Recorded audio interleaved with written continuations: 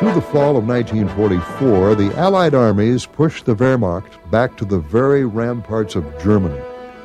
As usual, the tactical air forces were there to assist the ground pounders. The well-trained, disciplined Marauder crews were among the best in the world at such work. Flying in tight combat boxes, they could plant their bombs with incredible accuracy right in front of friendly troops. As the mediums became more involved in close support operations, the fighter bombers began sweeping into Germany, shooting up trains, trucks, tanks, vehicles, and airfields. Airfields tended to be the toughest targets, loaded with flak.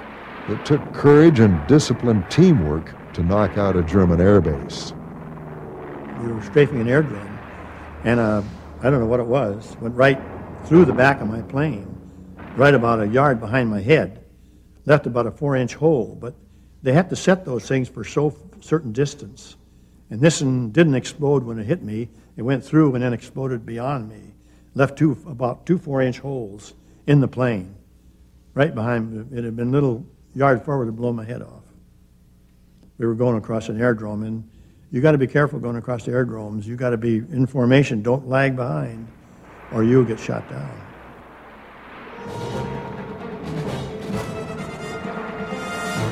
With the onset of winter in late 1944, the fighter bombers were forced to stay on the ground. Low-lying fog, driving snowstorms, and blizzards gave the Germans a respite from the incessant air attacks they had faced since the spring of 1944. And they took advantage of it.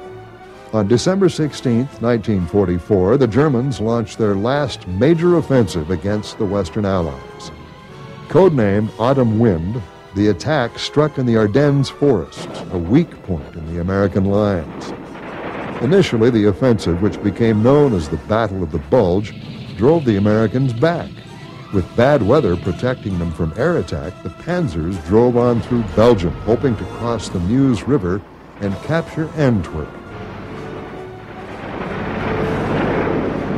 During the Battle of the Bulge, we had a bunch of bad weather where we couldn't see anything on the ground and nobody got to do anything. We had one clear afternoon, and the Bulge was up in Belgium, and we killed all the tank lines right in that spot with, I think, 2 flights.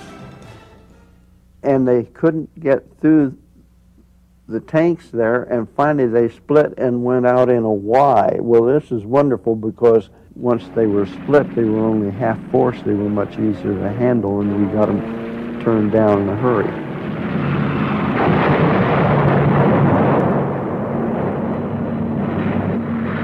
The results were, for the Germans, horrific.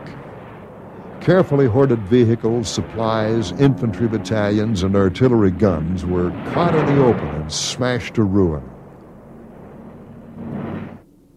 Under constant assault from the air and from 3 sides on the ground, Germany utterly collapsed. By early April, few worthwhile targets remained, and the Allied air forces gradually stood down. No one has ever doubted the success of tactical air forces. Tactical aviation helped devastate the Wehrmacht, saving thousands of GIs with their effective support. Such close cooperation blasted open the door to the Third Reich in the West. No wonder that the GIs grew to love their aerial escorts. General Eisenhower, in his autobiography, stated that the 9th Air Force activity and accuracy shortened the war by months. We knew the job we were doing, and we knew the Army loved us because we were taking care of them in such a fantastic manner. We were doing a job and we got it done. Yet after the war, the tactical aviators were all but lost to history. Whether historians take note or not, one thing is clear. The graying soldiers of Eisenhower's armies will never forget the support they received from the loyal and dedicated men of the Tactical Air Forces.